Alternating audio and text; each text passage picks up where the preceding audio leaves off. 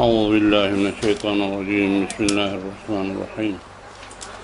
الحمد لله رب العالمين، والصلاة والسلام على أشرف الأولين والآخرين والمبعوث رحمة للعالمين حبيبنا وحبيب إله العالمين أبي القاسم محمد.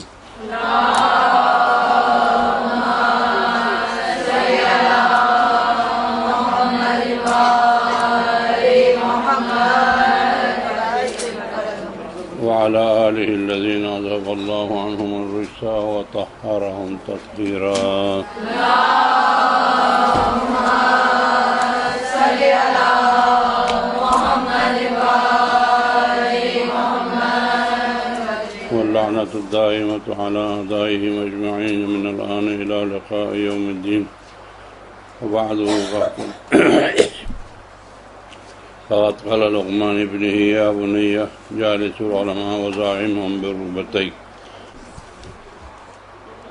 اس پر آپ لوگوں نے انشاءاللہ میرے خیال میں کچھ ہماری خواتین منبر بھی گئی ہوں گی اور کچھ منبر کے نیچے بھی بیٹھ گئی ہوں گی سننے کے لیے، کچھ مجالس میں نواخوانی وغیرہ بھی کیے ہوں گے. میں آج آپ کو آپ نے یہ 2-2.5 مہینہ میں مجھے پتہ نہیں کیسے گزارا ہے، لیکن کیسا گزارنا چاہیے. حضرت امام حسین علیہ السلام کا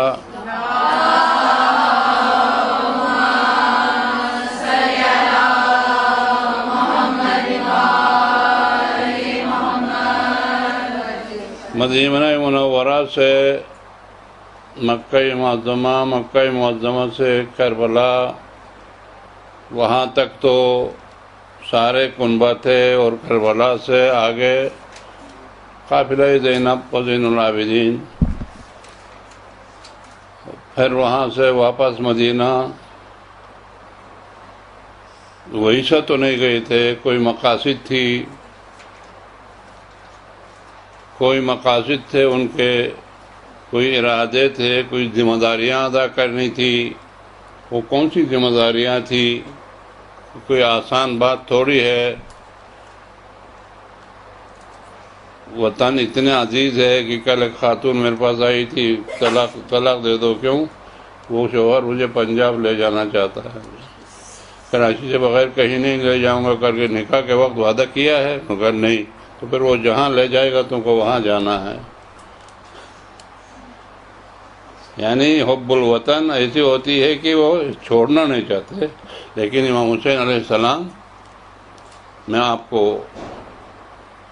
اس خروج کے اسباب بتاؤں گا، چونکہ ابھی ختم ہو گئے ہیں مجالس. حضرت امام حسین علیہ السلام کا آپ غور سے دیکھیں، مدینہ منورہ میں اس نانا کا روضہ ہے جو کاندھے پہ سوار کر کے مدینہ کے گلیوں میں گھما رہے تھے.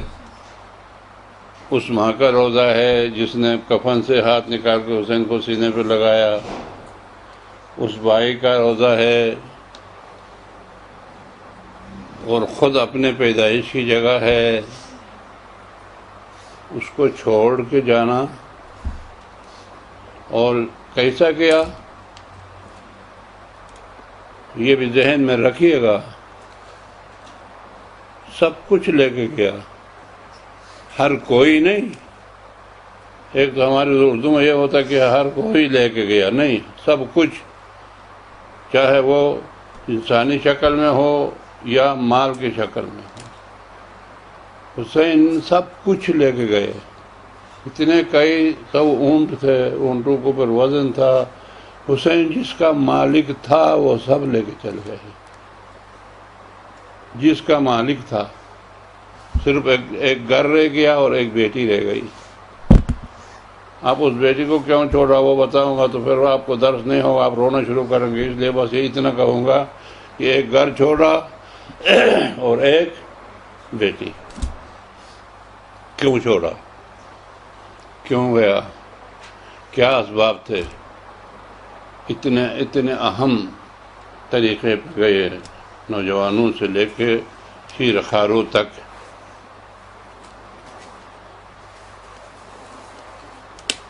اس کے بارے میں ابھی غور کرنا ہے۔ ظاہری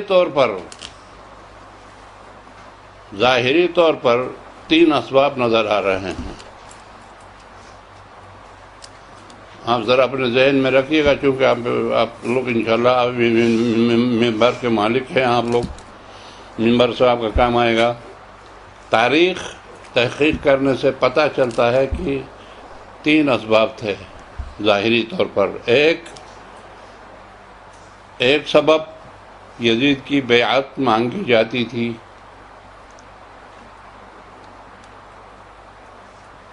اور حسین کو یزید کا بیعت کرنا نہیں تھا۔ اب اس مدینے کے اندر کچھ فوجی یا کچھ زیادتی ہو کے یزید کی بیعت کرنے پہ مجبور کرنے سے مولا بیعت نہ کرنے کے لیے یہ سب چھوڑ کے بھاگ گیا، سب کچھ لے کے گیا کہ بیعت نہیں کرنا ہے۔ نمبر 2، کوفہ والوں کے خطوط، یہ سب آپ نے سنا ہے، خط۔ آواز صحیح نہیں آ رہی ہے؟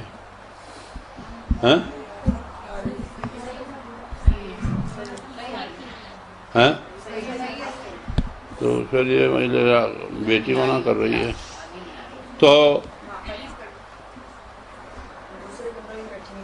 نمبر 1 بیعت، طلب بیعت۔ یزید کی بیعت کرنا حسین کے لیے ممکن نہیں تھا، وہ کیوں ممکن نہیں تھا اب بتاؤں گا۔ نمبر 2،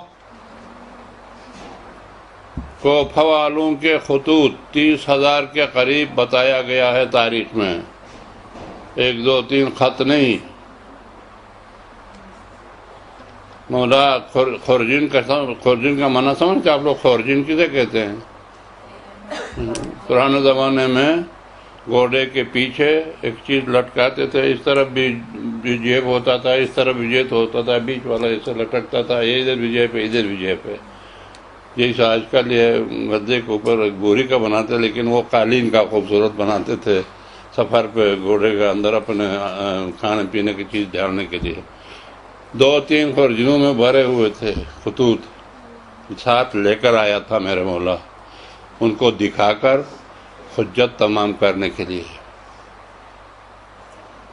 اب ان خطوط میں حجت کرایا تھا کہ ہم بغیر امام ہے، ہمارا امام نہیں ہے، ہم بے راہبر ہے، آپ راہبری کے لیے آ جائیں، اور ورنہ ہم قیامت کے دن آپ کے نانا سے شکایت کریں گے، یہ کریں گے، یہ کریں گے۔ خوب یہ چیزیں آپ کے ذہن میں لانا چاہتا ہوں کہ یہ سارے کے سارے خطوط 100% حقیقت پر مبنی بھی نہیں تھے، یہ آپ نے کہیں نہیں سنا ہوگا۔ کچھ واقعاً آپ جیسے دوستوں نے لکھا تھا، اور کچھ نقلی بھی تھے کہ حسین کو کسی طرح سے لایا جائے، انہوں نے لکھا تھا تو آئے تو ہم اس کی بیعت کریں گے۔ دوسروں نے لکھا تھا کوئی کسی بہانے سے آ جائے تو اسے قتل کریں گے۔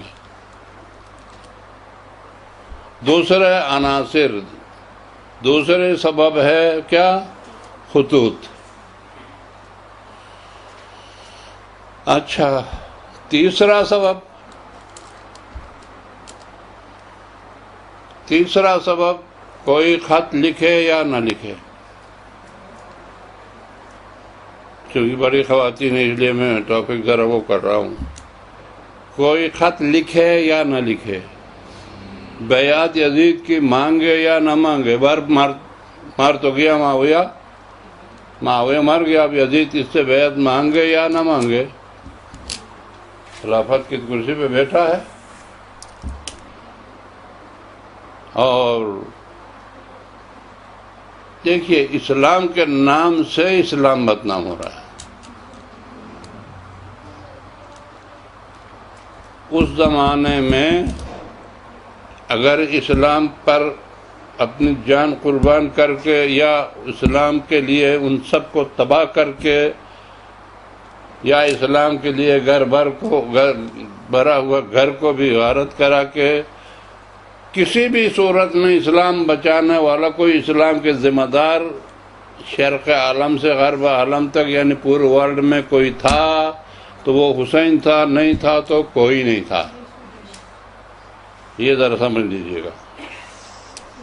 اسلام بدنام ہو رہا ہے، محارم کے ساتھ نکاح ہو رہا ہے، تخت خلافت کے اوپر اسلام کے نام سے شراب پیا جا رہا ہے. انسانیت کی ذلت ہو رہی ہے. انسان جس کو خالق کائنات نے اشرف مخلوقات بنا کے پیدا کیا اور اشرف مخلوقات کا تمغہ دے دیا ہے. 18,000 مخلوقات کہتے ہیں، ان تمام پر انسان اشرف مخلوقات. انسان سے بڑھ کر کوئی ملک بھی نہیں ہے. اگر انسان ہو، مومن ہو، اللہ اور ان کے رسول کے احکام پر عمل کرنے والا مومن ہو، اشرف مخلوقات. انسان کو اللہ رب العزت نے پیدا کیا. پیدا کرنے کے بعد ادھر نہیں جاؤں گا، ادھر لمبا پڑے گا. صرف 40 دن تک ڈھانچہ پڑا ہوا تھا، اس میں روح ڈالی. اس روح کو اللہ نے میں نے اپنا روح بولا ہے. فَنَفَخْتُ فِيهِ مِن رُوحِي، میں نے اپنے روح اس میں انفاق کیا.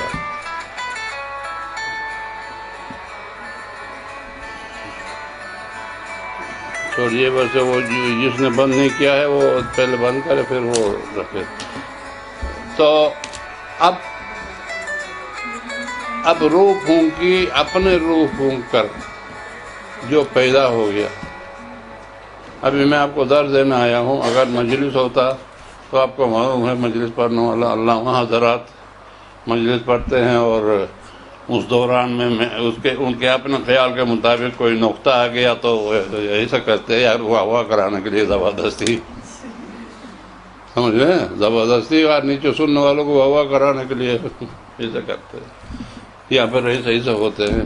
وہاں لیکن اس طرح داد نہیں لیا جاتا ہے. حکمت کی بات اگر کوئی کرے، حکمت کی بات ہے عقل کی روزی، اور حکمت کی بات کو یہ کرے اور وہ حکمت کی بات تمہارے عقل پہ لگ جائے تو وہ تمہارے ارادہ کی ضرورت نہیں ہے، خود بخود بادل ناخواستہ زبان سے سبحان اللہ نکل جائے گا. اور اگر وہ نہیں ہے تو ایسا کرنے سے کیا ہو گیا؟ اس سے کچھ نہیں ہوتا ہے. خوبصورت شکل، خوبصورت چیز آنکھوں کی روزی ہے، سریلی آواز کانوں کی روزی ہے، زدار کھانا زبان کی روزی ہے، حکمت کی بات عقل کی روزی ہے. جس طرح سے ایک مزیدار کھانا چکھنے کے بعد واہ واہ کہہ رہے ہو، اسی طرح اگر حکمت کی بات تمہارے عقل پہ لگ جائے تو خود بخود وہ ہوا نکل جاتا ہے. تو خالق کائنات نے آدم کو پیدا کیا. اب میں آپ کو درس دیتے دیتے اپنے لیے واہ واہ واہ واہ کر دیا تو آپ سب میرے مذاق اڑائیں گے. کون سا کمال کیا اپنے لیے واہ واہ کر رہا، مناسب نہیں ہے. پیدا کرنے کے بعد اور ہر ڈاکٹر، ہر ماسٹر، ہر ہنرمند کا یہ کام ہے، ہر انجینئر کا کوئی اگر قیمتی چیز، نایاب چیز بنائے اور بازار میں لائے یا لیبارٹری میں لا کے دکھائے تو اس کے جاننے والے یعنی دوسرے ہر ایک نہیں سمجھتے ہیں. دوسرے ڈاکٹر بولیں گے کمال کا انجیکشن بنایا سبحان اللہ. جو انجینئر بولنے گا یہ کمال کا وہ ایجاد کر دیا سبحان اللہ. علماء بولیں گے یہ کمال کا نقطہ نکالا آیتوں کو ملا کے سبحان اللہ. یہ علماء پہلے سمجھیں گے، عوام الناس نہیں سمجھتے ہیں. اللہ نے انسان کو اشرف مخلوقات کا ایک نقطہ بتا رہا ہوں آپ کو. پیدا کرنے کے بعد دیکھا چونکہ بہت عجوبہ بنایا تھا انسان کا سمجھنا اتنا سخت ہے کہ علی کیا فرماتا ہے، جس نے اپنے نفس کو پہچانا، اللہ اکبر، یہ ایک آپ اس کو ایک لفظ سمجھتی ہو، اگر اس کے اندر غور کرو وہ پھر کبھی بتاؤں گا کہ آیا یہ اللہ کا سمجھنا ناممکن ہے، اسی طرح یہ بھی ناممکن ہے وارننگ ہے، یا واقعاً اللہ کا پہچان کے لیے راستہ بتا رہا ہے؟ یہ ایک بحث ہے۔ واقعاً اللہ کو پہچاننے کے لیے راستہ مولا بتا رہا ہے، یا جس طرح وہ ممکن نہیں ہے یہ بھی ممکن نہیں ہے وارننگ دے رہا ہے؟ یہ ایک بحث الگ ہے۔ پیدا کر کے اللہ میاں نے سمجھو کہ بس کوئی نہیں تھا سمجھ کے داد دینے والا، لیکن چونکہ چیز اتنی قیمتی بنائی تھی کہ داد کے بغیر اس کا استعمال کرنا ناممکن تھا، اس لیے اپنے ذات اقدس کو داد دے کر کہا فتبارک اللہ احسن الخالقین۔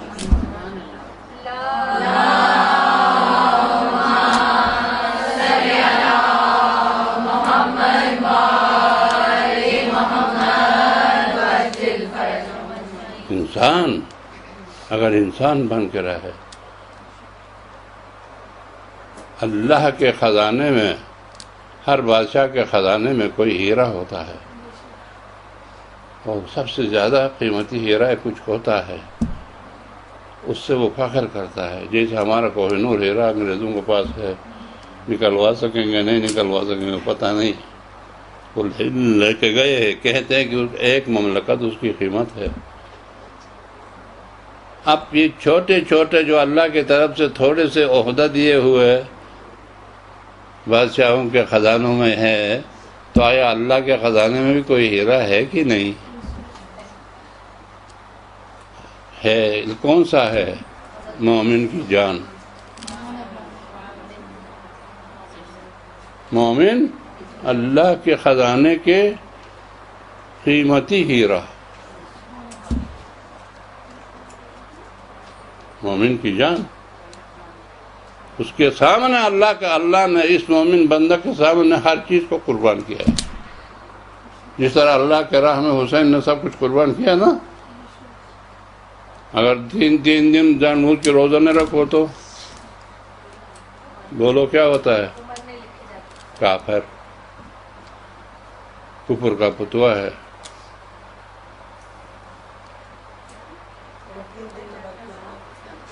اگر ایک رکعت نماز نہیں پڑھا تو جان بوجھ کے فکانما قتل 70 نبیا، رسول فرماتے اگر کسی نے جان بوجھ کے ایک رکعت نماز چھوڑ دی، اس نے 70 انبیاء کو قتل کیا۔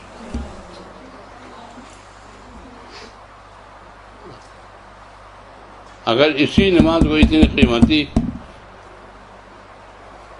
یہ بحث نہیں کر رہا ہوں، اسی نماز کو جو اتنی قیمتی ہے، اگر آپ کی جان کو خطرہ ہے، آرام سے پڑھو، نہیں بیٹھو۔ 70 انبیاء تو چھوڑو، ایک مکھی بھی قتل کرنے کا بھی گناہ نہیں ہے کہ نہیں؟ یہی روزہ، اگر آپ ایسی جگہ پہنچ گئی کہ اگر آپ روزہ ہے تو پتہ چلا تو کوئی زبردستی آپ کو مارے گا، کھاتے ہو کہ نہیں؟ آرام سے کھاؤ۔ کافر ہونا تو چھوڑو، بلکہ ثواب ہے جان بچانا۔ اللہ کو اپنے روزہ نہیں چاہیے، تمہاری جان چاہیے۔ کیوں؟ تم اس اللہ کے خزانے کا ہیرا ہو۔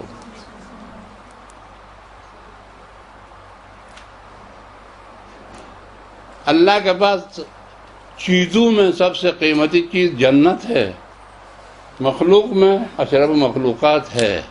چلو میں آپ کچھ بھی نہیں ہیں، میں آپ تو کچھ بھی نہیں ہیں، لیکن کسی کے طفیل میں جنت جانے کے امیدوار ضرور ہے، کسی کے طفیل میں جنت جانے کے امیدوار ضرور ہیں، لیکن خود سے کچھ نہیں ہے۔ لیکن کسی کے طفیل میں جائیں گے، چلو ان کے طفیل میں جو جائیں گے، ان سے اوپر اللہ کے مخلوق میں کوئی مخلوق ہے ہی نہیں، جن کو اللہ نے جنت کے اختیار مند بنا دیا۔ ٹھیک ہے، اگر اس کی جنت سے بھی کوئی قیمتی چیز ہوتی تو رسول اسلام کو وہی دے دیتا، جنت کا وعدہ نہیں دیتا، کیونکہ اللہ تو کسی چیز کا محتاج نہیں ہے نا، رکھے گا تو کس کے لیے رکھے گا؟ بس دے گا تو اپنے نبی کو دے گا، اپنے علی کو دے دے گا، اپنی زہرا کو دے دے گا. بنایا انہیں کے لیے ہوگا. نہ وہ کچھ کھاتا ہے، نہ وہ کچھ پیتا ہے، نہ اس کا کوئی جسم ہے جا کے کسی باغ میں آرام سے کرسی پہ بیٹھ کر ایسی کرے اپنے لیے یہ باغ بنایا، باقی مخلوق کے لیے نہیں. جو کچھ بھی پیدا، جو کچھ بھی کائنات سے مطلب ذات خدا کے علاوہ جو کچھ بھی ہے وہ سب انسان کے لیے ہے. اب وہ الگ بات ہے کہ انسان سمجھے یا نہ سمجھے. قرآن کہتا خلق لکم ما فی الارض جمیعا، روئے زمین پہ جو کچھ ہے وہ تمہارے لیے خلق کیا ہے. سخر لکم الشمس والقمر، شمس و قمر کو تمہارے لیے مسخر کیا ہے. والنجوم مسخرات بامرہ، قرآن کی آیتیں پڑھتا ہوں، آسمان کے ستارے تمہارے لیے مسخر ہے. کچھ بھی نہیں باقی ہے آپ کے علاوہ. اور شیخ سعدی کہتا اب رباد و ماہ خورشید و فلک در کاران تا تو نانی بقباری و غفلت نہ خوری. شیخ سعدی عرفانی شعر کہتا ہے اب رباد و ماہ خورشید و فلک، ابر بارش، باد آندھی، ماہ و خورشید شمس و قمر، اور فلک آسمان کی دورہ، یہ سب لگے ہوئے ہیں در بدر. کوئی ستارہ ادھر سے ادھر آتا ہے، کوئی ادھر سے ادھر جاتا ہے، سورج ادھر ڈوب جاتا ہے تو پھر چاند ادھر نکل جاتا ہے، پھر چاند ادھر جاتا ہے تو سورج ادھر سے آتا ہے. اور ادھر سے عربستان سے ہوا، آپ کو معلوم ہے عربستان سے ہوا مختلف گھاس کے بیجوں کو اٹھا کر لا کے ادھر بھی کھیرتا ہے، پھر ادھر کا ہوا لے جا کے ادھر افغانستان میں بھی کھیرتا ہے. اب رباد و ماہ و خورشید و فلک، یہ بارش اور آسمان کے بارش، شمس و قمر، یہ سب درکار سے مطلب یہ لگے ہوئے ہیں، کام میں لگے ہوئے ہیں، مصروف ہے. کوئی ادھر سے ادھر، کوئی ادھر سے ادھر، کوئی کیا. یہ سب کیوں ایسے ہوتا ہے، در بدر ہو رہے ہیں؟ کچھ کھانے والا ہے کوئی نہیں. تا تو اے انسان تا تو نانی بکپاری و غفلت نہ کری، کہ تم کوئی چپاتی ہاتھ میں لا کر تمہیں کھلانے کے لیے سارے کائنات در بدر ہے.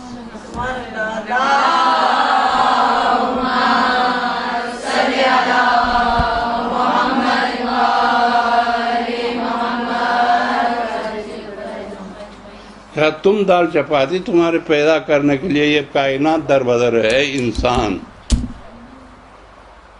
ورنہ چاند کی ڈیوٹی ہے وہ ابھی نہیں بتا سکتا ہوں، ستاروں کے الگ الگ ڈیوٹی ہے. یہ سریا ستارہ الگ ہے، اس کا کام ہے میوہ کے اوپر رنگ چڑھانا. کوئی سرخ ہوتا ہے، کوئی اب دیکھا ہے، ایک پانی، ایک مٹی، ایک باغ، ادھر لیمو ادھر آم، دونوں میں کتنے تضاد ہے. وہ انتہائی کھٹا، یہ انتہائی میٹھا. اس کو میٹھا کرنے کے لیے الگ کوئی پانی نہیں دیا ہے، اس کو کھٹا کرنے کے لیے الگ کوئی مٹی نہیں ڈالا ہے. یہ انہی کا کام ہے کہ کسی میں رس کو، یہ ستارے انجیکشن لگا رہا ہے، اس کے رس کو کھٹا کر دے، اس کے رس کو میٹھا کر دے. اللہ اکبر، سمجھ گئے؟ تو یہ انسان پیدا کرنے کے بعد سب کچھ انسان کے لیے پیدا کیا.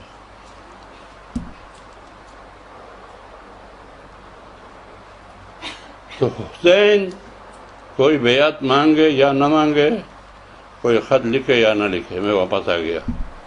تیسری چیز یہ تھی کہ اسلام کے امام اور پیغمبر میں فرق کیا ہے،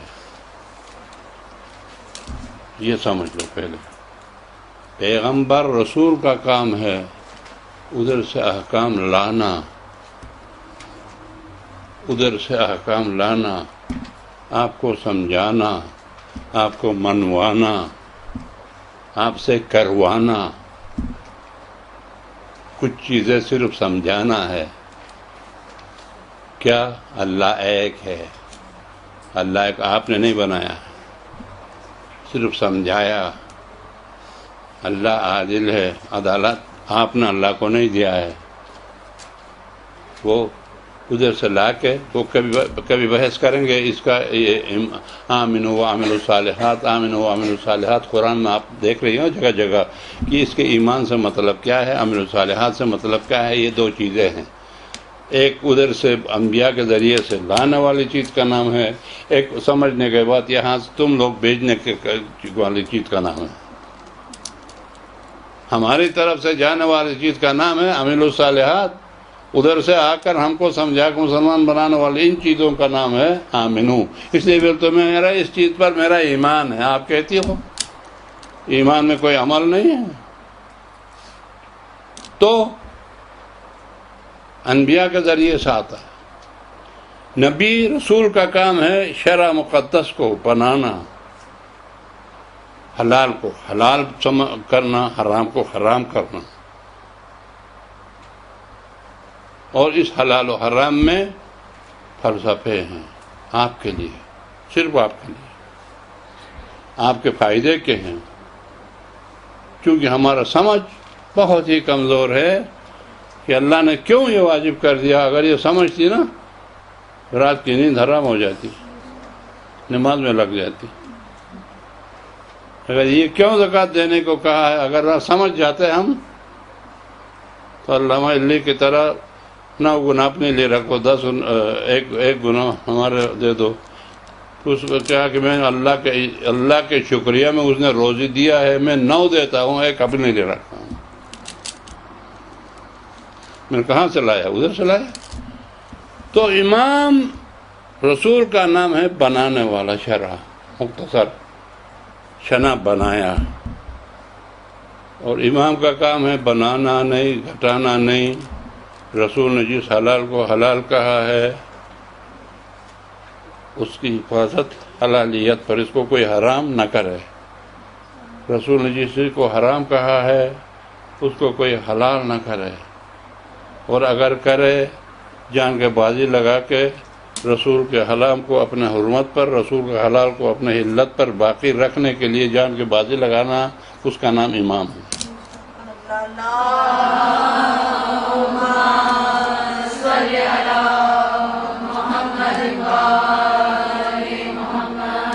امام نہ بنا سکتا ہے نہ گھٹا سکتا ہے. جو رسول نے بنایا حلال حرام اس کو اسی چیز پہ باقی رکھنے کے لیے اس کی ڈیوٹی ہے کہ وہ جس طرح سے بھی جس قربانی سے بھی. علی کو دیکھا آپ نے؟ علی وہ ہوتے ہیں دین کے ڈاکٹر. امام کو بولتے ہیں دین کا ڈاکٹر. ائمہ دین کی بیماری وہ سمجھتے ہیں، دین کے نبض پہ ہاتھ رکھتے ہیں. اگر اس کو انجیکشن لگانے کے لیے دین کی بیماری میں مرہب جیسے عمر بن عبدود جیسے 1000 پہلوان کے ساتھ مقابلہ کرنے والوں کے جیسے کہ خون کی ضرورت ہو، علی اس کو نکال کر لا کے انجیکشن لگاتا ہے اور کوئی اس کو روک نہیں سکتا. نہ رونا نہیں. دنیا کے جتنے بڑے بڑے پہلوان، علی اپنے شعر میں اپنی تعریف میں ایک شعر پڑھتا ہے، کہتا ہے کہ دنیا کے بادشاہ شکار کے لیے نکلتے ہیں کہ لومڑی اور خرگوش ان کا شکار ہوتا ہے. جب علی گھوڑے پہ سوار ہو کے ہاتھ میں تلوار لیتا ہوں تو مخلوق کے اندر کون کون سے بڑے بڑے موٹے گردن والے، پہلے موٹوں کو مارتا ہوں اس کے بعد پتلوں کو مارتا ہوں.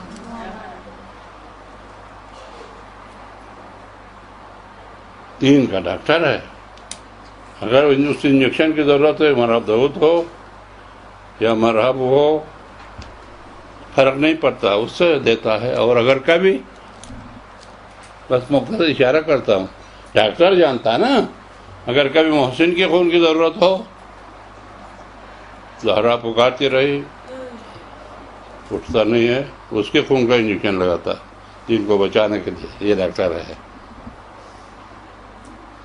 تو کہنے کا مطلب اس زمانے میں کوئی بیعت مانگے یا نہ مانگے، کوئی خط لکھے یا نہ لکھے،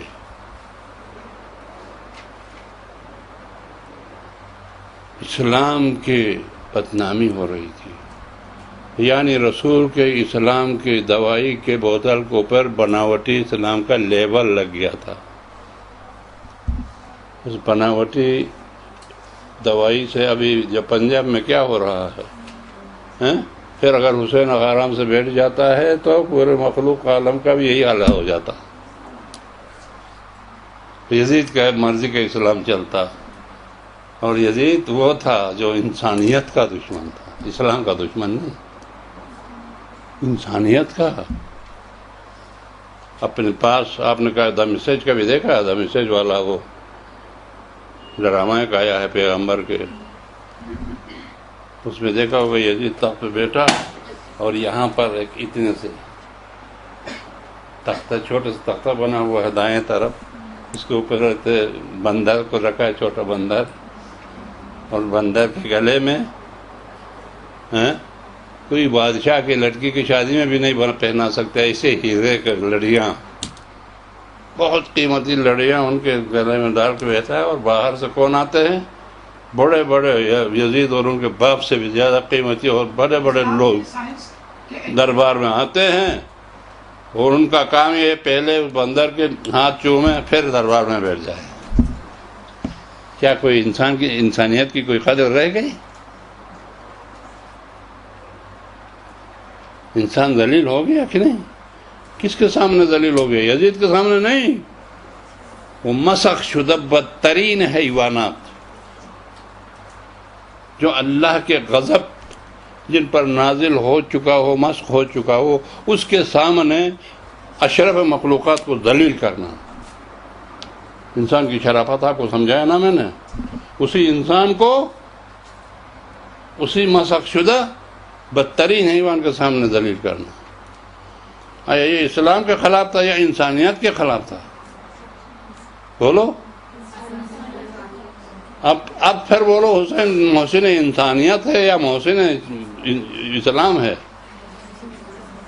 ہاں، جس مذہب کا بھی رکھنے والا ہو، اگر اس کی عقل ہو، انسانیت سمجھتا ہو، تو ان طبقہ محسن ہے حسین، صرف شیعوں کا نہیں، مسلمانوں کا نہیں،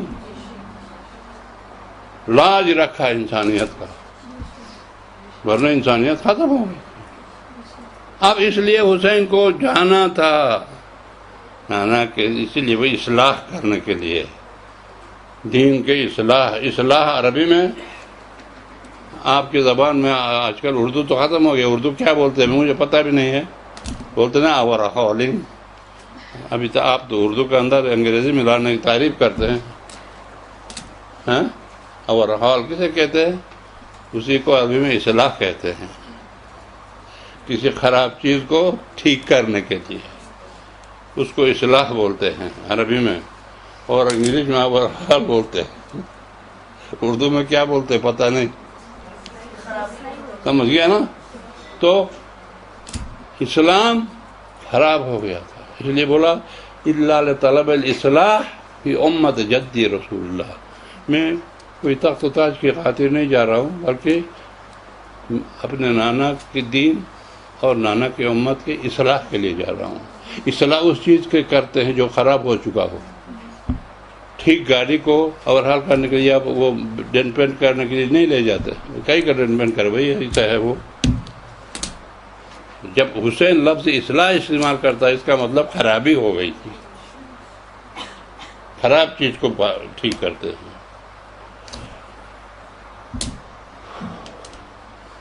اب آئیے، میں یہ موضوع بہت لمبا ہے، لیکن چونکہ اس موضوع سے ابھی تازہ فارغ ہو گئے ہیں آپ لوگ، حسین نے بیعت کیوں نہیں کیا؟ بیعت کرتے تو آواز آ رہی ہے نا؟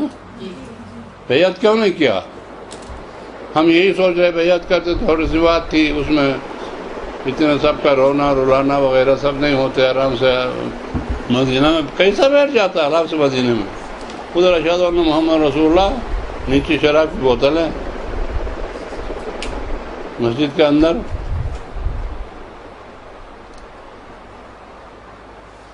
ادھر محمد کا نام، ادھر محمد کے خلاف کا کئی کا بھی جبریل، کئی کا قرآن، خام خواہ بنی ہاشم نے کھیل کھیلا ہے ملک کے ساتھ، یہ یزید کے الفاظ ہے۔ تو ایسے میں حسین نانا کے روزے پہ جا کے 24 گھنٹہ نماز پڑھتے ہوئے کوئی تکلیف تو نہیں، آرام سے بیٹھ جاتے کیا؟ اگر بیٹھ جاتے وہ امام ہو جاتا کیا؟ نہیں۔ اور بیعت تو طلب ہو رہی تھی، بیعت اگر نہیں کیا تو حسین کا سر میرے پاس آ جائے، یہ خبر یزید کی طرف سے آیا تھا۔ بیعت کیوں نہیں کیا؟ بیعت بے یہ عین تے بیع ہے نا، بیع ہمارے زبان میں خرید و فروخت، عربی زبان میں بیع و شراء، ہمارے زبان میں خرید و فروخت، عربی زبان میں بیع و شراء، بیع بیچنا، شراء خریدنا۔ جس طرح وہ آیت تم سنتے ہیں حضرت علی کے بارے میں، ان اللہ اشتری من المؤمنین انفسهم واموالهم بان لهم الجنہ، کہ اللہ نے، قرآن کی آیت ہے، مومنین سے ان کی جان اور مال خریدا ہے، نہ تمہاری جان اپنی ہے نہ تمہارا مال اپنا ہے۔ میرے ویسے نہیں بولو، میرا گھر نہیں بولو، میرے بچے نہیں بولو، میری جان بھی نہیں بولو، ہے تو تمہاری لیکن تمہاری نہیں ہے، تم بیچ چکی ہو، تم نے بیچ چکی ہو، تمہاری اپنی نہیں ہے، اس لیے خودکشی کرو تو تھرو جہنم، خودکشی کرو تو کہاں؟ جہنم۔ اور اگر جس کو بیچا اس کی مرضی کے مطابق مر جاؤ تو بولو جنت۔ اس کا مطلب یہ ہے کہ یہ جان ہماری نہیں ہے، اور یہ پیسے اگر خرچ کر کے ایک مجلس برپا کرو تو جنت، اور اگر سنیما ہال بناؤ تو پیسے بہت ہے تو جہنم۔ تو اگر تمہارے پیسے ہوتے تو میرے پیسے میں جہاں لگاؤں، میری مرضی ہے بھائی، کوئی کیوں مجھے مارے، کوئی کیوں مجھے نہیں، تمہارے نہیں ہے، اللہ نے خرید لیا ہے۔ ہاں جنت تمہاری ہے، اس میں کوئی شک نہیں ہے۔ اب بیع و شراء، خرید و فروخت کو بولتے ہیں، ایک چیز کسی دوسرے کے ملکیت میں جانے کے لیے۔ یہ میرے تسبیح آپ کو ہاتھ میں آنے کے لیے 3 طریقے ہیں۔ ایک بیچنا، غور سے سمجھ لیجئے گا، آپ کو زندگی بھر یہ کام آ جائے گا منبر سے، یہ چیزیں جو میں بتا رہا ہوں۔ ایک یہ چیزیں میری بیٹی کے ہاتھ میں جانے کے 3 طریقے ہیں۔ مولانا صاحب بہت خوبصورت بنایا، مجھے مہربانی کرو، یہ لو بیٹے، یہ ہے تحفہ، گفٹ، اس میں ہاتھ میں گئی، میرا ہاتھ خالی ہو گیا۔ اور دوسرا طریقہ ہے ہبہ، معمولی سے کچھ 1000 روپیہ کی چیز ہے، وہ 2 روپیہ دے دو، لے جاؤ، بس پرواہ نہیں ہے، وہ ہبہ۔ ایک ہے خرید و فروخت۔ خرید و فروخت کا معنی آپ کی اردو میں کیا ہے؟ اردو میری مادری زبان نہیں ہے، اس لیے وہ الٹے سیدھے کر کے بولتا ہوں۔ خرید و فروخت کا معنی یہ ہے کہ اس ہاتھ سے دو، اس ہاتھ سے لو، اس ہاتھ سے چیز دو، اس ہاتھ سے پیسہ لو، اس کا نام ہے خرید و فروخت۔ خریدنا اور بیچنا، میں نے یہ بیچا، اس کی قیمت 1 روپیہ ہے، 100 روپیہ ہے، بیٹی سے لے لیا، اس کو بولتے ہیں خرید و فروخت۔ یہاں پر ہے بیعت، بیع کا معنی بیچنا، شرع کا معنی خریدنا۔ ان اللہ اشتری شرع، اللہ نے خریدا ہے مومن کی جان و مال، اور اس کے بدلے میں جنت دیا ہے۔ اب یہاں بیعت میں کوئی چیز بیچنے کا نام ہے، مفہوم ہوتے ہیں۔ تو بیعت لینے والا یہ ذرا میں 2 منٹ کے لیے، اور آپ میرے ہاتھ میں بیعت کرنے والے،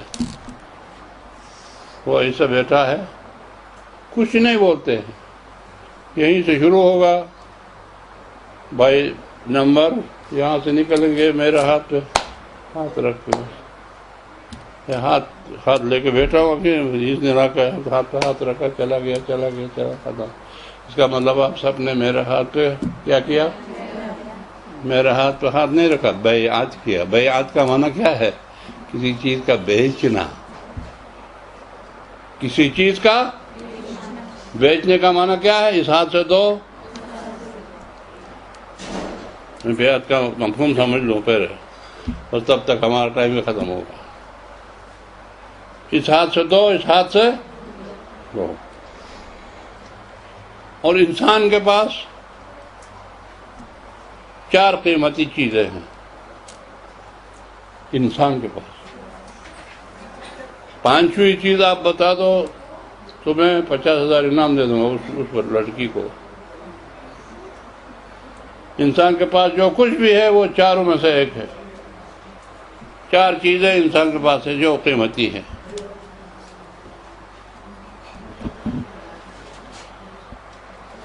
انسان کے مال،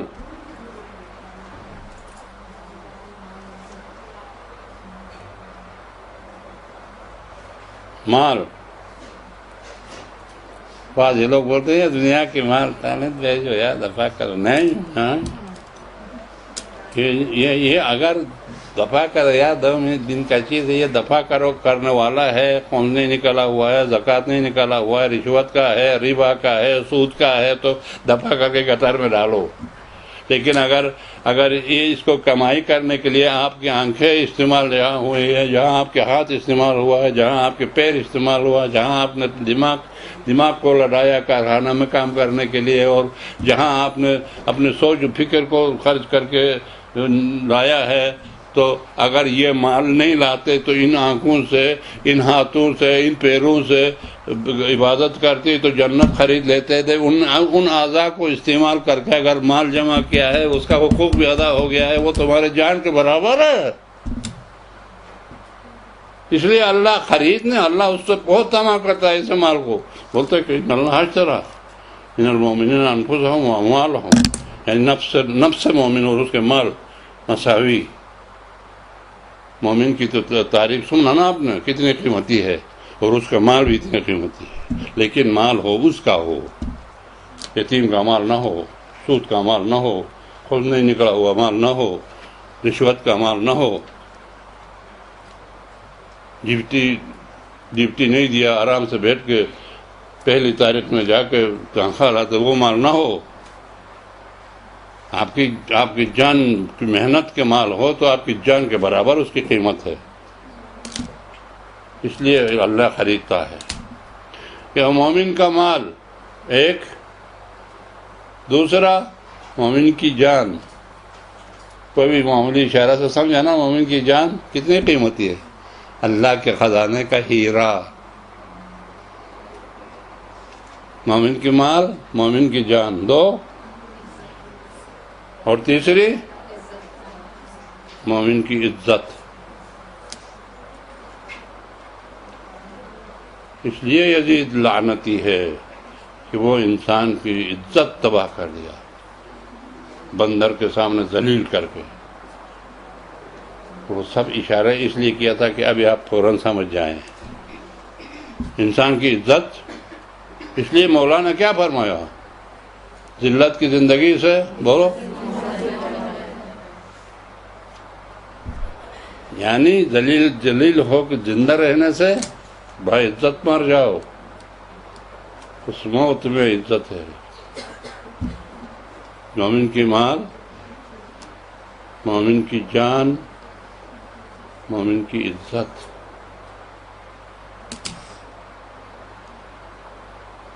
اور چوتھی چیز مذہب۔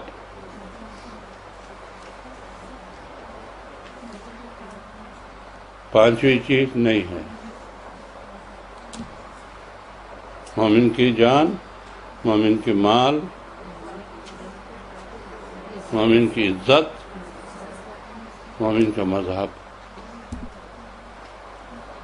اور عاقل انسان کے لیے، غور کریں، عاقل انسان کے لیے ہر انسان نہیں، عاقل انسان کے لیے جو عقل کو استعمال کرتا ہے. پھر ان میں بھی، ان چاروں میں بھی ایک کو ایک پر فضیلت ہے، برابر نہیں ہے. اگر انسان کی جان کو خطرہ درپیش ہو، ابھی ہو رہا آج کل، اور انسان کے پاس مال ہے، ہزار پتی، لاکھ پتی، کروڑ پتی، پتی کون سا پتی ہے پتہ نہیں ہے، کس چیز کی بھی پتی ہے، اگر جان کو خطرہ ہو جائے وہ ساری پتی قربان کر کے جان بچائے گا. اگر عقل ہے، کیوں کہ یہ سب اس جان کے لیے ہے. جان گئی تو پتی کیا کرنا، وہ تو پتی بچہ چبا کے تھوک دے گا، ختم. جان ہے نا، جان پر سب کچھ قربان ہے. اس لیے ایک لطیفہ مجھے یاد آ گیا. ہارون رشید کے دربار میں ایک دانا آ گیا، مجھے نصیحت کرو. بولا تمہیں کیا نصیحت، تم نصیحت کے قابل نہیں ہو. نہیں کچھ نصیحت کرو. بولا چلو، اللہ اکبر، چلو نصیحت کرتا ہوں. تو بولا کہ پانی کا قحط پڑ گیا، پانی نہیں ہے، کہیں پانی ملتا نہیں ہے. بس ایک آدمی کے پاس یہ ہے، گلاس میں پانی ہے، وہ بیچ رہا ہے. وہ بیچ رہا ہے، کتنے میں خرید کے پیو گے؟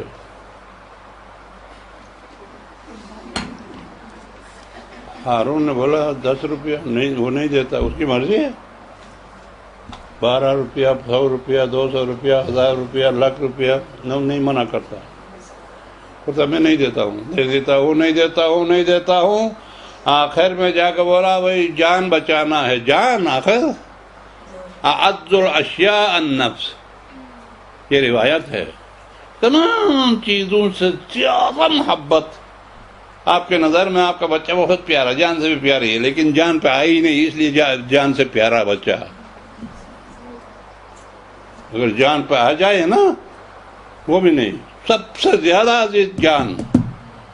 قیامت کے دن جب حول محشر میں قیامت برپا ہوگی نا، عورتیں اپنے بچوں کو اٹھاتے یہاں تک، لیکن حشر یہ ہوگا کہ اب جان کو آ گئی. یہاں تک چلانے کے بعد جب جان کو آ گئی آخر بچے کو پیر کے نیچے رکھ کے جان بچانے کی کوشش کرے گی. اللہ اکبر، پیر کے نیچے رکھ کے چٹ کے 1 سیکنڈ کے لیے جان بچانے کی کوشش کرے گی. اس کا مطلب یعنی اعز الاشیاء، امام فرماتا ہر چیز سے بھی زیادہ عزیز تر چیز جان ہے. تو اس لیے آپ وہ کہتا نہیں دیتا. آخر میں بولا آدھا مملکت، پورا نصف مملکت. یعنی کون سا مملکت؟ عراق شامات سے لے کر ماوراء النہر تک، مملکت ہارونی دے دوں گا اور گلاس پانی پیوں گا. جان بچانا ہے، یہ سب مملکت جان کے لیے ہے. اور واقعی صحیح کہا ہے.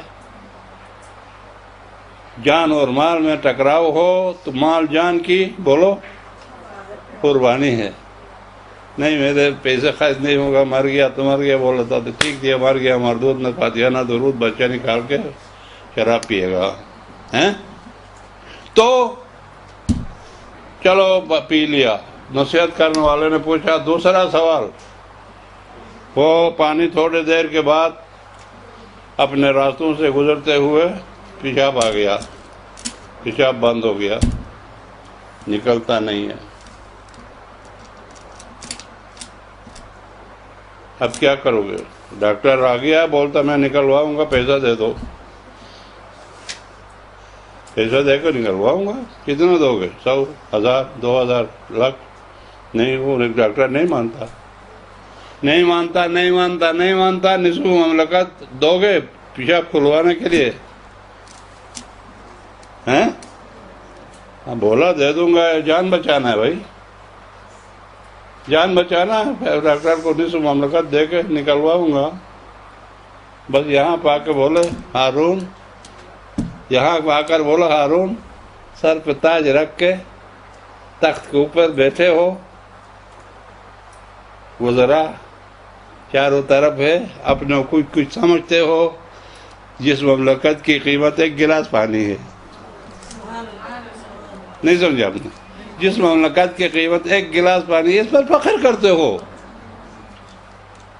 پھر یہ قصہ سنا کہ میں منبر سے تو لوگوں کو ایک اور بات بتا رہا ہوں، اللہ کے نعمتوں کا شکریہ ادا کرتے ہو تو باقی ساری چیزوں کو چھوڑے 24 گھنٹے میں ہارون نے مملکت کی قیمت کتنے پیتے ہو؟ کتنے گلاس پانی روز پیتے ہو، اور 1 گلاس پانی کی قیمت ہے ہارون کا مملکت۔ شکر کیسا کرو گے اس مالک کی؟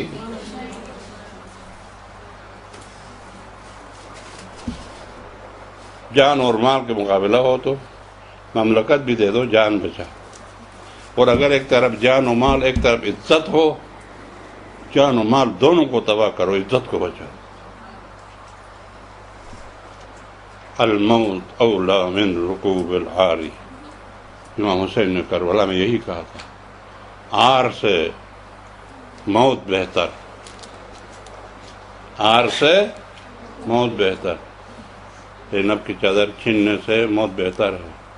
لیکن وہ اگر ایک طرف عزت اور ایک طرف مذہب ہو تو ادھر جان و مال و عزت تینوں ادھر ہے، ادھر مذہب ہے۔ مذہب مانگتا ہے مجھے آپ کی جان کی بھی ضرورت ہے، آپ کے مال کی بھی ضرورت ہے،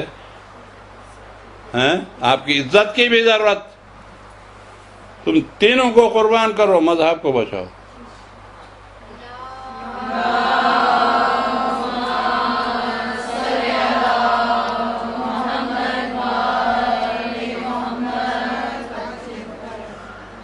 تینوں کو قربان کرو، مذہب کو بچاؤ۔ اور بیعت کا معنی کیا ہے؟ ہاتھ لے جا کے کسی کے ہاتھ پر رکھنا۔ اس کا مفہوم کیا ہے؟ مفہوم یہ ہے، اے بیعت لینے والے، میں نے تمہارے ہاتھ پہ رکھ دیا کیا؟ اپنی جان، اپنے مال، اپنی عزت، تینوں کو آپ کے حوالہ کر دیا۔ مذہب کا نام نہیں آ گیا، کیوں؟ یہ تینوں مذہب کو ہی دے رہا ہے، اس لیے مذہب کا نام نہیں آ گیا نا۔ جان و مال عزت دے دیا کس کے ہاتھ پہ؟ مذہب کے ہاتھ پر۔ امام مذہب ہے۔ پھر دے دیا بیع ہے، بیچا، دے دیا نہیں بیچا، قیمت۔ پھر یہ لینے والے میں یہ پاور ہونا چاہیے، اے میرے ہاتھ پہ بیعت کرنے والا، اگر تم اپنے جان و مال و عزت کو میرے کہنے کے مطابق خرچ کرو، اپنی مرضی سے خرچ نہیں کرو۔ اب اس میں تفصیل میں جانے کے لیے میرے پاس ٹائم نہیں ہے۔ میرے کہنے کے مطابق خرچ کرو، اپنی مرضی سے نہیں کرو تو اب چاہتے ہو، اب لکھ کے دیتا ہوں مہر لگا کے، ادھر چاہتے ہو حوض کوثر میں میں وہاں ہوں گا، آ جاؤ، آپ کو ہاتھ پکڑ کے جنت لے جاؤں گا۔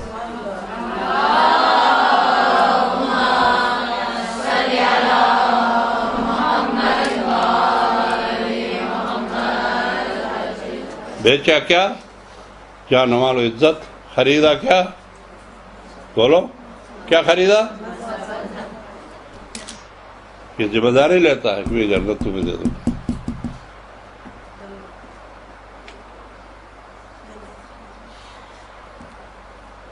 اس کا مطلب ہوا کیا؟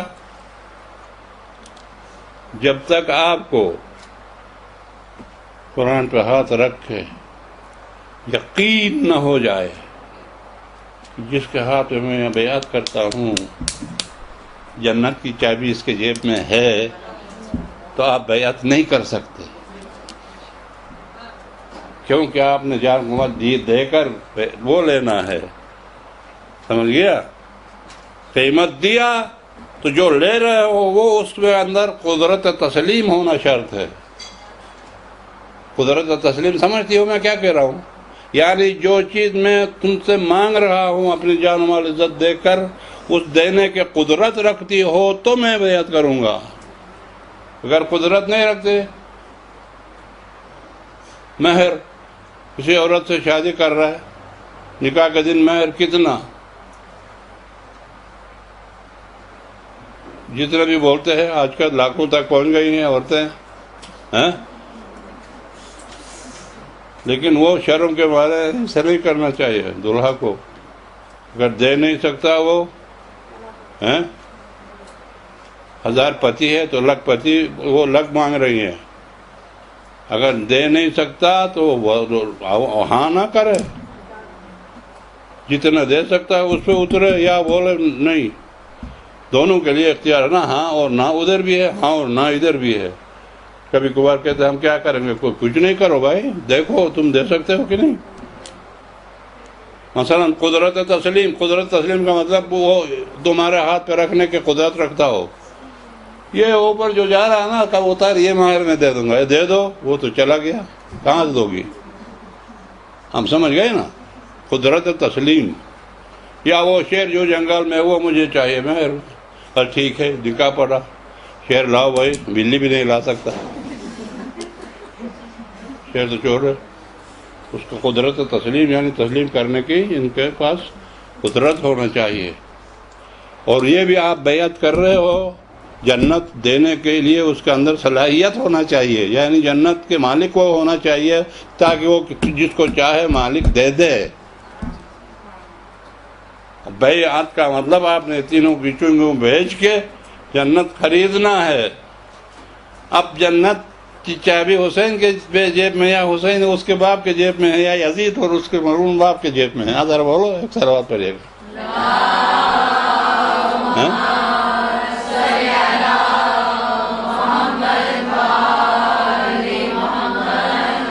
بیعت حسین کیسا کرتا؟ حسین یہ کہہ سکتا ہے یزید میں نے اپنی جان مال عزت تمہارا حوالہ کر دیا، اور وہ یہ کہہ سکتا ہے میں تمہیں جنت دے دوں؟ زنا خور، شراب خور، اصلی حریر، اصلی ریشم کے کپڑے پہننے والا، بندروں کے ساتھ کھیلنے والا، ساری دنیا کی لعنتی، وہ حسین کو جنت دے سکتا تھا کہ بیعت کرے؟ ایک نمبر 2، کیا حسین کرنا بھی چاہتا تو کر سکتا تھا؟ یہ بھی ایک مسئلہ ہے، نہیں کر سکتا تھا۔ یہ حسین نے خود کہیں سے خرید کے نہیں لایا کہ وہ جہاں مادی دے دے، نہیں، وہ اوپر سے آیا ہے، اللہ نے کسی کو دیا، پیغمبر کو پیغمبر نہ لکھ دو، علی نے حسن کو، حسن نے حسین کو دیا، اور حسین کو بتایا گیا آگے پہنچانا، یہ امانت ہے۔ تو اس لیے ہم نے ابھی تک کسی کے بیعت نہیں کیا۔ ہماری بیعت، اگر آپ سے کوئی پوچھے کس کے بیعت ہے، اہل سنت والجماعت کی بیعت ہے، جو زمانے کا بے نظیر ہو یا گیلانی ہو یا زرداری ہو، ان پر بیعت ہوتا ہے۔ ہمارا ہر ایک چیز پر بیعت نہیں ہوتا ہے۔ ہماری بیعت مٹھی میں ہے، دعا کرو۔ سب سے عبادتوں کا سردار عبادت انتظار فرج، امام زمانہ کے انتظار۔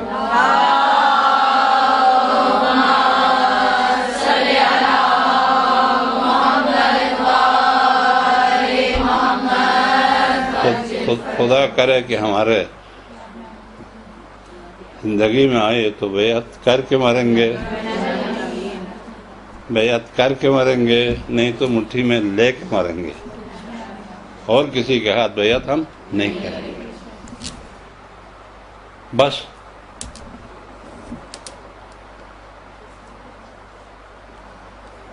یہ بھی آپ نے سمجھا حسین کو بیعت کرنا ممکن نہیں تھا۔ یہ بھی آپ نے سمجھا اگر مقابلہ ہو جائے تو ذلت سے موت بہتر تھا۔ حسین نے چن چن کے اچھی اچھی چیزوں کو لے لیا نا، مال قربان کر دیا، جان سے جان بچ گئی اپنے اور اولاد کی، تو اس کے سامنے آ گیا عزت کا مسئلہ۔ پھر عزت کا مسئلہ آ گیا تو حسین نے اس عزت کو بھی قربان کر دیا، کر کے اسلام کو بچایا، اسلام کو عزت دے دی۔ اسلام کے ضامن نے اپنے جس چیز کے لیے رسول نے سینے پہ لگا کے بولا تھا حسین منی ہونا من حسین، وہ وعدہ حسین نے پورا کر دیا. اسی کا نام امام ہے. امام پیغمبر کے حرام کو حلال نہیں ہونے دے گا، حلال کو حرام نہیں ہونے دے گا. ہاں یہ یاد رکھیے گا، اگر کچھ ایسا ہو بھی جاتا ہے تو وقتی طور پہ ہوگا، مصلحت امت کی خاطر وقتی طور پہ ہو سکتا ہے. یہ آپ نے سنا ہوگا ایک واقعہ ایران میں، آغا شیرازی کے زمانے میں انگریز گھسنا چاہتے تھے تمباکو کے ذریعے سے. وہ تو مشہور قصہ ہے، آپ سب کو معلوم ہے. وہاں لنک کے حرام نہیں تھا، اس نے فتویٰ دے دیا کہ تمباکو کا کاشت کرنا بھی حرام، پینا بھی حرام. مجتہد کا فتویٰ، سب شیعہ، کسی ایک نے ایک تمباکو کا ایک بیج نہیں ڈالا. اب انگریز منہ کے کھا کے جب چلے گئے، وقتی تھا، چلے گئے تو پھر فتویٰ دے دیا جائز ہے، کرو. مستقل نہیں کر سکتا ہے. یہ مصلحت امت کے خاطر وقتی طور پر. ہمارے زمانے میں نجف اشرف میں پتہ نہیں کیونکہ ایک جو کی روٹی بھی ایک بنتی تھی، ایک گندم کی روٹی بنتی تھی. وہ جو کی روٹی، آقا محسن حکیم نے جو کی روٹی خریدنا حرام ہے بولا، بس جو کی روٹی کسی نے نہیں کھائی. کچھ دن کے بعد بولا بس جہاز سے خریدو. یہ امت کے مصلحت کے خاطر وقتی طور پر خلیفہ کر سکتا ہے، اور اگر دائماً نہیں کر سکتا. کیوں؟ حلال محمد حلال الی یوم القیامہ، حرام محمد حرام الی. اب جو خلفاء ہیں، کیونکہ اوپر کہیں جا رہا ہے اس لیے ذرا احتیاط کر رہا ہوں، کچھ خلفاء رسول نے کچھ چیزوں کو حلال و حرام جو کیا،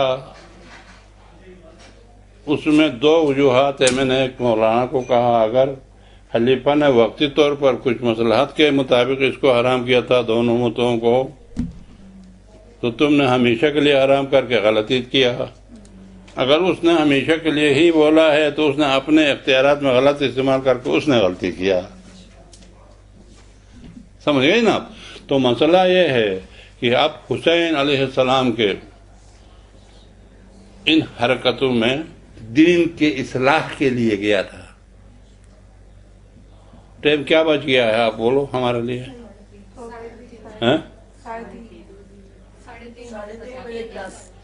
پورا ہونے نا؟ اچھا، بس صرف ایک بات بتاؤں آپ کو کہ 2.5 مہینہ ہم نے، آپ خود نہیں اوروں کو بھی یہ بتانا کہ حسین نے جو مدرسہ کھولا ہے، ان مدرسوں میں ہم پڑھنے کے لیے جا رہے تھے، جن کا نام آپ نے امام بارگاہ رکھا ہے. ہم یہ سوچتے ہیں کہ حسین پہ ماتم کر کے، سینہ زنی کر کے، مرثیے پڑھ کے، آنسو بہا کر حسین اور زہرا کو خوش کرتے ہیں. آج میں اپنا ایک فارمولہ ہے وہ آپ کو بتا دوں. نہیں، ہمارے رونے سے، ہمارے پیٹنے سے، ہمارے زنجیر زنی سے، ہمارے خمہ زنی سے حسین خوش نہیں ہے. کیونکہ حسین کا مقصد جاتے وقت میں جا رہا ہوں اپنے شیعوں کو رلانے کے لیے نہیں بولا ہے کہ ہم روئے اور حسین خوش ہو جائے. حسین نے کہا تھا امت کے اور دین کے اصلاح کے لیے جا رہا ہوں. تو دین کی اصلاح اور امت کا اصلاح کس کا کام تھا؟ نانا کا کام تھا. نانا کو کس نے یہ ذمہ داری تھی؟ اللہ نے دی تھی. نانا کو دین کے اصلاح اور دین کے واجبات و محرمات و مکروہات و مباحات امت کو بتانا اور کروانے کے لیے حکم دیا تھا اللہ نے. اور اللہ نے حسین کو سینے پہ لگایا، علی کو. تو اس کا مطلب یعنی حسین نے اللہ کے دین کو بچانے کے لیے سب کچھ قربان کیا. پھر اللہ نے کا وعدہ ہے حسین کا نام قیامت تک زندہ رکھے. اب آپ کے سامنے دو چیزیں ہیں، یہ غور کرو ہمیشہ کے لیے. ایک خدا، ایک حسین. اور حسین کس چیز کے لیے قربان ہو گیا؟ آخری لفظ اس کے بعد حسین نے کچھ نہیں بولا، ان کا دین محمد لم یستقم الا بقتل یا سیوب خزینی، محمد کے دین اگر میرے قتل کے بغیر کھڑا نہیں ہو سکتا ہے تو اے کوفے کی تلواروں آ جاؤ، ٹوٹ پڑو۔ دین، وہ دین بچایا تو پھر اللہ دین بچانے کے لیے قربان ہو گیا حسین، دین اللہ کا۔ اب حسین اللہ کو خوش کرنا ہے، آج وزیری کی یہ بات ذہن میں لے کے جاؤ، اللہ کو خوش کرنا ہے تو کیا کرو؟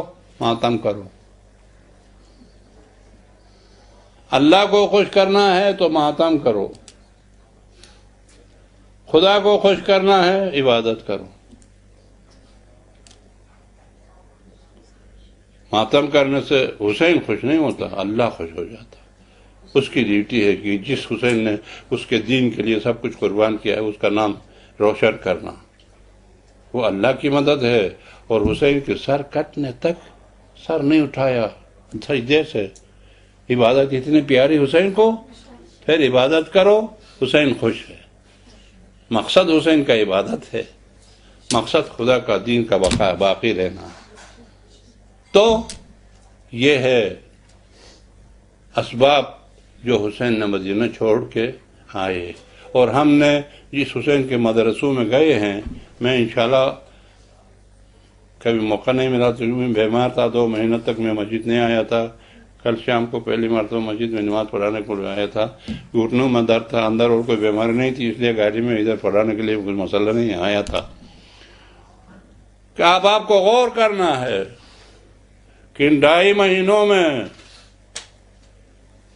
ہم بہت افسوس کے ساتھ کہنا پڑتا ہے، حسین کے مدرسے میں آپ آ گئے مدرسۃ القائم میں، اس سے پہلے حسین کے مدرسے میں تھے لوگ روزانہ، کوئی فلان مجلس میں، کوئی فلان مجلس میں، کوئی زنانی مجلس میں، کوئی مردانی مجلس میں جا کے، اور واقعاً اگر ان ممبروں پر دین کے تبلیغ کرنے والے علماء ہوتے تو ان میں انقلاب آ جاتا، جس طرح تمہارا اندر انقلاب مدرسہ قائم میں آنے سے آیا کہ نہیں آیا؟ کوئی بے پردہ تھی، ان کے سر پہ پردہ ہو گیا، کوئی مسائل نماز کے مسائل سے ناواقف تھی، ان میں واقف ہو گئی، کوئی روزہ کے مسائل سے ناواقف تھی، ان کو واقف ہو گئی، کوئی اصول دین نہیں جانتی تھی، اس نے وہ اصول، کوئی فروع دین سے ناواقف تھی، وہ کچھ بھی انقلاب آ گئی اندر۔ تو ان لوگوں میں بہت افسوس کے ساتھ کہنا پڑتا کہ 2.5 مہینے جب آپ لوگوں نے سنا اس مدرسہ حسینی سے کتنے خواتین بے پردہ تھی، حسین کے مدرسہ میں تبلیغ سن کے پردہ کیا، کتنے مرد بے نماز تھے، انہوں نے اس 2.5 مہینے میں نمازی بن گئے، کتنے لوگ شرابی تھے، اس مدرسے میں جانے سے شراب چھوڑ دیا، کتنے لوگ روزہ نہیں رکھتے تھے، ابھی قسم کھایا تو نہیں آئندہ ہم نہیں چھوڑیں گے، کتنے لوگ داڑھی صاف کرنے والے تھے، اگر ان کو کسی مولوی نے منبر سے بتایا کہ کوفے کے بازاروں میں امام زین العابدین جا کے داڑھی منڈانے والوں کو دیکھ کے بولتا تھا جلدی کرو یہاں سے، میں ان کو دیکھ کے اپنے باپ کا قاتل مجھے یاد آتا ہے۔ کتنے لوگوں کو یہ سنا کہ ان کی داڑھی رکھوایا، اور اگر یہ کچھ بھی نہیں گیا، ہائے ہائے ہائے ہائے ہائے واہ واہ واہ واہ واہ واہ واہ واہ، شام کو آ گئی کس کے مجلس میں گئے تھے، فلاں علامہ کے کیا بولا، یار غضب کر دیا۔ بھئی کیا ٹاپک تھا اور کون سا موضوع تھا، کیا حرام کیا حلال کیا مکروہ کیا مباح، کس کا بیان کیا، غضب کر دیا، مجلس کے نام پہ جا کے غضب لے کے گھر آ گیا، بس ارے غضب کر دیا بس، اور کچھ واقعی غضب کر دیا۔ مسئلہ یہ ہے کہ یہ ان چیزوں کو جاننے میں انقلاب آنا چاہیے انسان کی طبیعت میں۔ کیوں؟ حسین اسی لیے تو قربان ہو گیا ہے، زینب نے اسی لیے مدینے میں ایک دن بھی آرام نہیں کیا ہے، مشن کربلا چلانے کے لیے۔ تو اللہ تبارک تعالیٰ سے دعا ہے کہ اللہ آپ لوگوں کو ان چیزوں پر عمل کرنے اور سمجھنے سوچنے کی توفیق عطا فرمائیں، اور اس مدرسے کے میں جو کچھ آپ کو حاصل ہوتا ہے اسے اپنے حفظ و امان میں رکھنا اور اوروں تک پہنچانے کی توفیق عطا فرمائیں۔ اللجن اللجن اللجن اللجن يا مولا اللجن اللجن اللجن اللجن اللجن اللجن اللجن يا صاحب السماء اللجن اللجن اللجن کے لیے کچھ مجالس میں نوا خانے وغیرہ بھی کیے ہوں گے. میں آج آپ کو آپ نے یہ 2-2.5 مہینہ میں مجھے پتہ نہیں کیسا گزارا ہے، لیکن کیسا گزارنا چاہیے. حضرت امام حسین علیہ السلام کا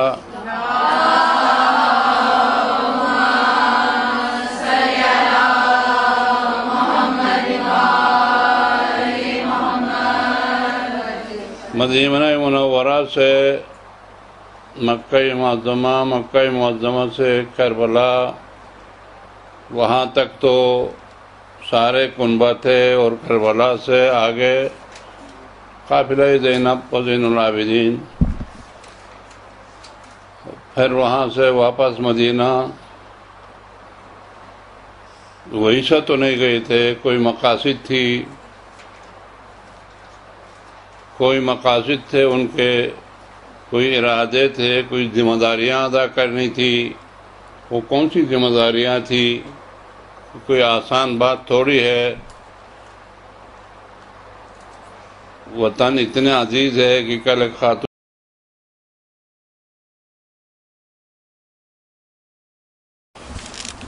اعوذ باللہ من الشیطان الرجیم بسم اللہ الرحمن الرحیم الحمد للہ رب العالمین والصلاة والسلام علی اشرف الاولین والآخرین والمبعوث رحمة للعالمین حبیبنا وحبیب الہ العالمین ابی القاسم محمد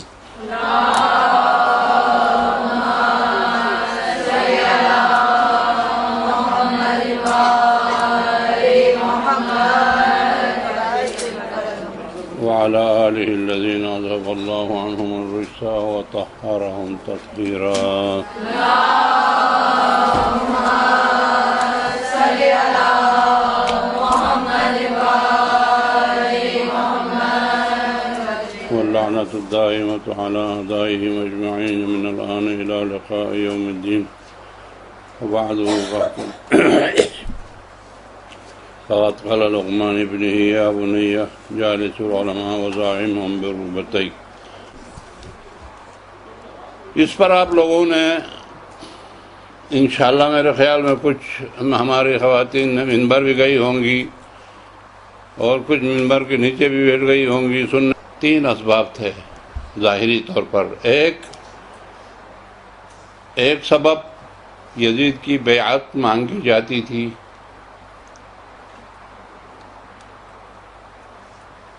اور حسین کو یزید کا بیعت کرنا نہیں تھا. اب اس مدینے کے اندر کچھ فوجی یا کچھ زیادتی ہو کے یزید کی بیعت کرنے پہ مجبور کرنے سے مولا بیعت نہ کرنے کے لیے یہ سب چھوڑ کے بھاگ گیا، سب کچھ لے کے گیا کہ بیعت نہیں کرنا ہے. نمبر 2، کوفہ والوں کے خطوط، یہ سب آپ نے سنا ہے.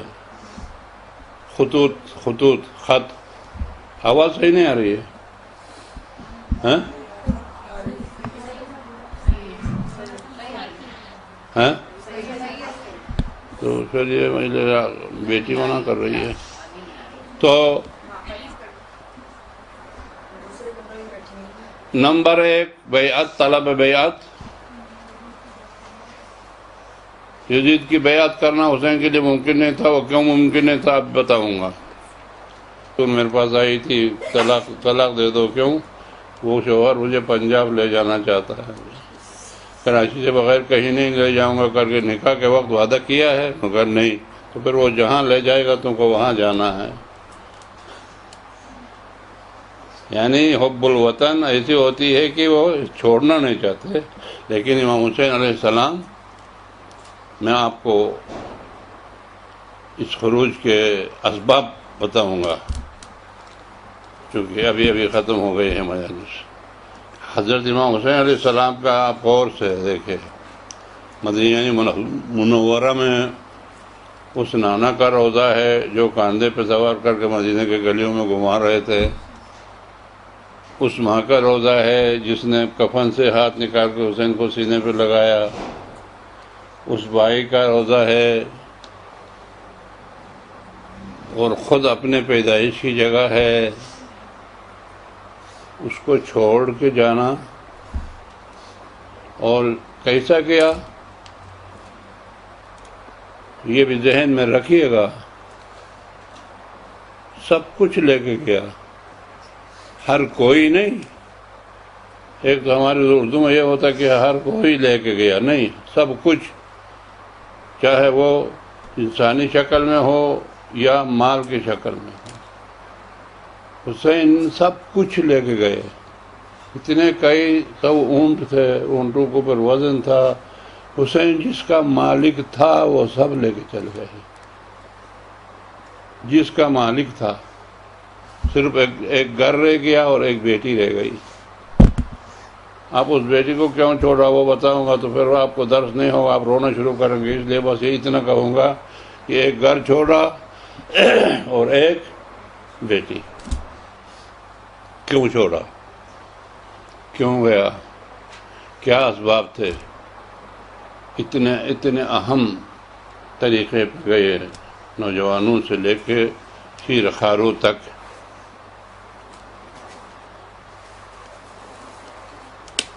اس کے بارے میں ابھی غور کرنا ہے. ظاہری طور پر 3 اسباب نظر آ رہے ہیں. آپ ذرا اپنے ذہن میں رکھیے گا، چونکہ آپ لوگ انشاءاللہ ابھی ممبر کے مالک ہیں. آپ لوگ ممبر سے آپ کا کام آئے گا. تاریخ تحقیق کرنے سے پتہ چلتا ہے کہ